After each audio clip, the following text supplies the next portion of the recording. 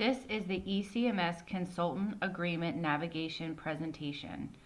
This presentation was created by myself, Sandy Hodorovich, and Tanya Morris. We are the project coordinators for the DBE Supportive Services Center with Cheyney University. The objectives for this presentation are to learn ECMS navigation overview, to learn how to search for agreements within the ECMS database, to learn how to use search features to locate agreements that are shortlisted and final rank listed, and then to use that information to market your firm to potential prime consultants and to partner with them moving forward.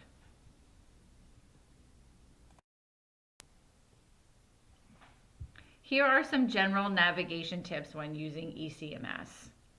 When logging in, be sure to use your Internet Explorer browser, as this is the only compatible internet browser to use with ECMS. Once in the system, be sure to identify common headers and banners. These can begin to look the same the more that you are within the system, and it's imperative to understand and to know what screen you are on by identifying these.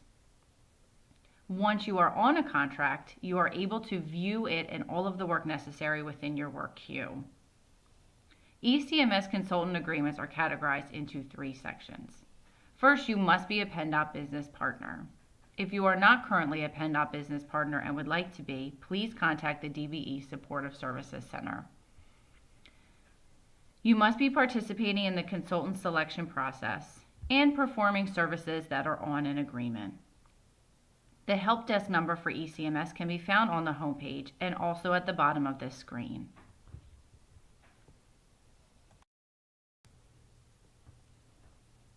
These are the 2 menu options that you have once you log into your ECMS.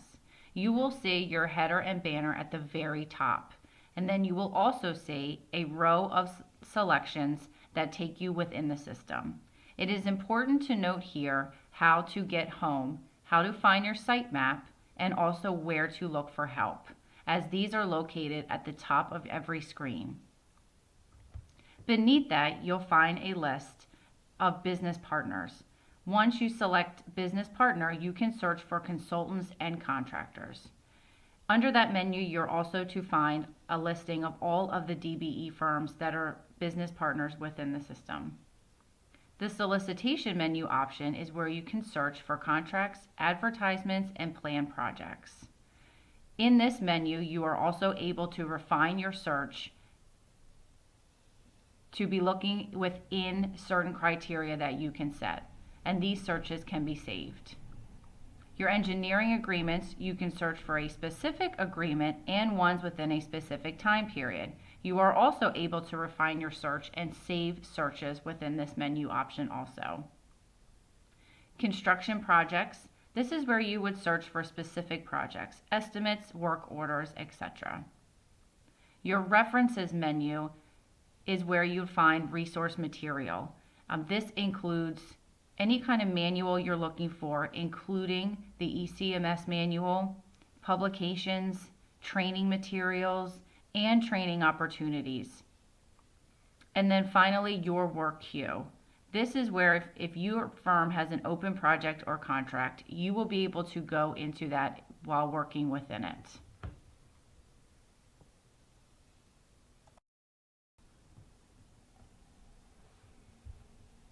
This screen is to show you what the sub-menu contains. These menus are very important and not to be overlooked.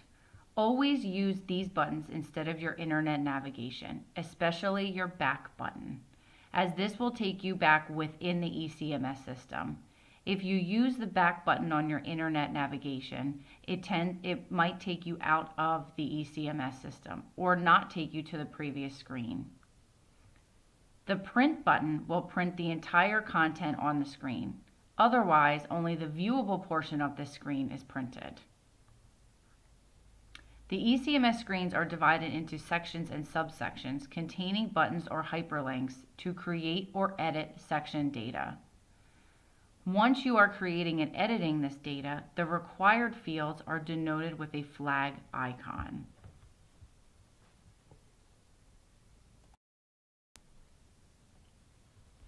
It is always vital to know who has created the agreement that you are looking at. Agreements are set up by the creator and the signatory. So your agreement team consists of the municipal project manager, the creator, and the selection committee.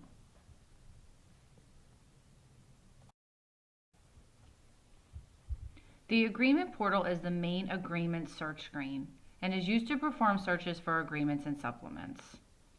Once searching and navigating for agreements, it is important to know if you're looking at a state agreement or a local agreement, and these can be denoted by the E or the L placed before your agreement number.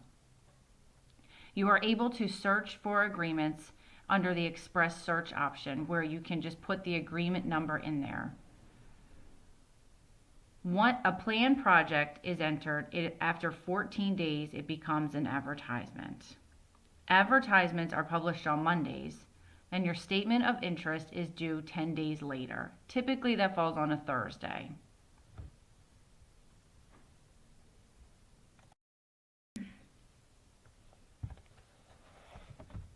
When the agreement team is reviewing the statements of interest that have been submitted, there are criteria that they go through that they are expecting to read through and find. The experience of your firm on similar projects, such as the one that you are interested in. You also need to show that you have an understanding of the project.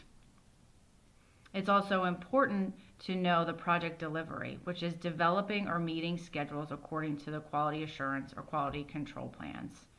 And also the technical expertise and experience of the personnel of your firm and how you are going to bring that and any unique characteristics onto the project that you're interested in being on. When submitting your statement of interest, there are some tips that we can offer to firms to make sure that their statement of interest can be submitted properly. It is very important to pay attention to the details within your statement of interest, and these include your format, font style, and your size of your font. We strongly encourage firms to have other people review their documents to make sure that this is a uniform document and that it is easily read. And they'll be checking for spelling errors and grammatical errors. We strongly recommend that you have somebody proofread all of your statement of interests. Please don't rely on software that you might have on your computer. Be sure that your statement of interest complies with the advertisement requirements. These requirements are advertised so that they can be met.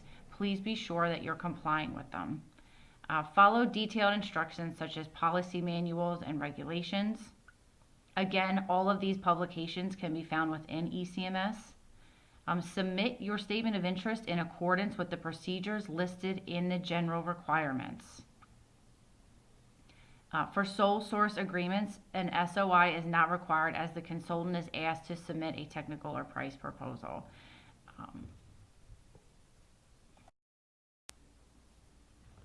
Each agreement has its own selection process. It can be a normal selection process or a modified selection process. An agreement that goes through a normal selection process is a selection committee meets and recommends consultants to be shortlisted. Once they become shortlisted, they move on to submit a technical proposal. From there, they are then selected to be final ranked. In a modified selection process, consultants go right into the final ranked process from their statement of interest. At that point, they are then asked to submit a technical proposal. So it takes out your shortlisted step in the modified selection process. When reviewing a contract, be sure to look and see if the agreement is a normal or a modified selection process, as it will be listed on the agreement page. You are able to view any shortlisted or final ranked firms in ECMS. Once you're in there under the solicitation tab, if you select solicitation, consultants, and then selection results, two search results portals will pop up. your shortlisted, and your final ranked. Now you can customize these searches by clicking advanced search and then selecting certain criteria, or you can just select execute. You can also search for shortlisted express searches and final ranked express searches. These typically pull up any results that are within the last 4 weeks is really what you'd like to view to be able to see the most results.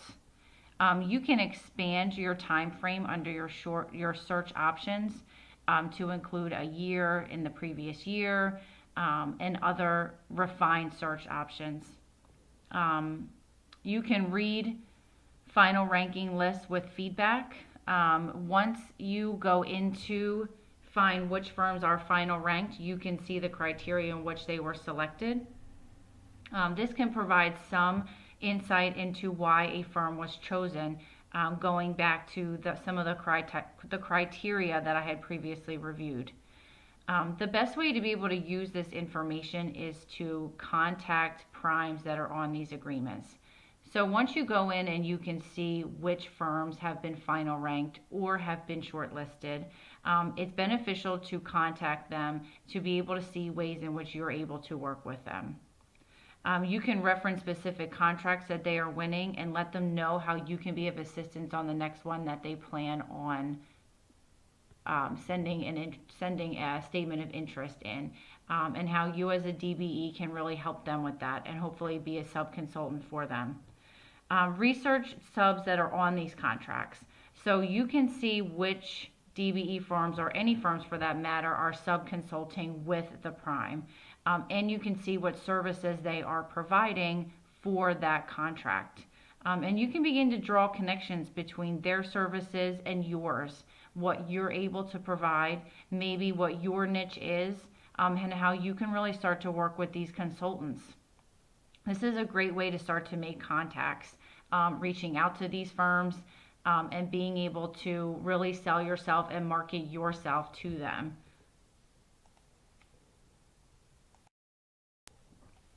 These next 2 slides, I'm going to take you through ECMS so that you are able to search up a sample agreement that is within the system. So the agreement that we're going to search up, again, if you're in ECMS, you go to solicitation, consultants, and then selection results. This agreement, E3870, the E again stands for a state agreement that we're going to look up, and then you enter E3870. I'm going to go ahead and put that in there. So as you can see, this is a modified agreement process. So this is going to search your final ranking only. This specific example was not shortlisted because it was modified, so it's in your final ranking. From here, once you search up that number, you can click on the prime to review reasons why they were selected for final ranking. So if you click on Pennoni Associates Incorporated, you are able to read the reasons why they were selected for this project. You can read and make any notes on these reasons. Typically, some of these reasons can be very generic, but there are some instances when you search that they're very specific. So this one specifically references previous agreements that they were on, which again takes me back to the criteria I had mentioned before about your previous work experience. It also takes them into the developing and meeting design the project schedules, which we touched on about the QA and QC plans. And if you scroll all the way down to the bottom of your screen, you are able to see the sub-consultants that are on this contract also, and the services that they are providing. You are also able to see if they are a DBE or an SBE, and again, what services that they are providing on this contract. This information is very useful.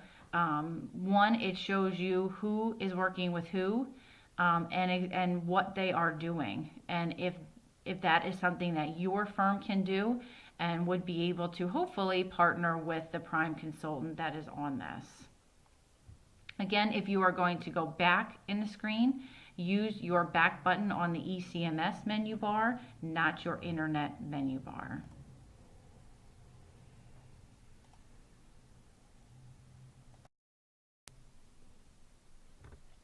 This next agreement search example is going to be a normal selection process. So therefore, it is going to be shortlisted. So we're going to look under the shortlist custom searches. The agreement number for this is L00259. And L indicates to us that it is a local agreement. Once you put that in the agreement search box and select go, you are going to pull up the consultant teams that have been shortlisted for this project. You can see here that there are 3 that are shortlisted. And again, we are going to click on the prime consultant that is on here. The one at the top is Hill International Incorporated. Again, it's going to provide the same information, which are the reasons why this firm was shortlisted, or this team of firms. And again, once you scroll all the way down, you're going to be able to see the sub-consultants that are on this, that are bidding with them on this project, and the services that they are providing. Again, this information is going to provide insight as to why these firms were chosen. And you can also view, if you go back, you will see a list of consultant teams that were not shortlisted. Now, they're not required to post reasons why a team is not shortlisted. However, if you happen to be on a team that is not shortlisted, you can call the Central Office for Consultant Agreements and ask for this information, and they will provide it for you. They are just not required to publish it.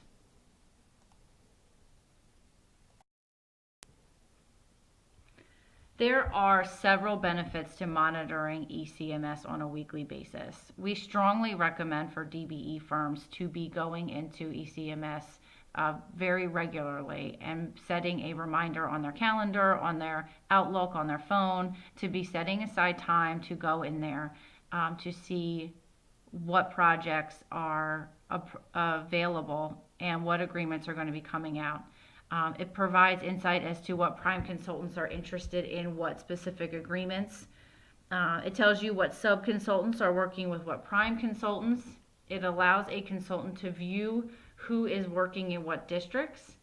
There may be a prime consultant that you have never heard of before that is now working within a district that you are in or have worked in. It provides information to be able to contact and be specific in conversations when it comes to pitching your firms to these prime consultants. It really provides valuable insight into who is working with who and where. And this information becomes invaluable when you are trying to market to new firms and let them know what contracts you are interested in working on, the services that you provide, how you are able to help them. And it really enables you to have a targeted conversation regarding contracts and progress of specific agreements. Should you have any questions about this presentation or anything that was presented within it, please feel free to reach out to me. My name is Sandy. Again, I'm a project coordinator for the DBE Supportive Services Center, and my email address is there. Tanya Morris is also a project coordinator, and her email address is also there. She can answer any questions for you, as well as our office phone number and our website. The website does contain our training calendar and events that we have coming up, so I strongly encourage you to take a look at that and see what events and training opportunities we have available. So thank you very much, and enjoy the rest of your day.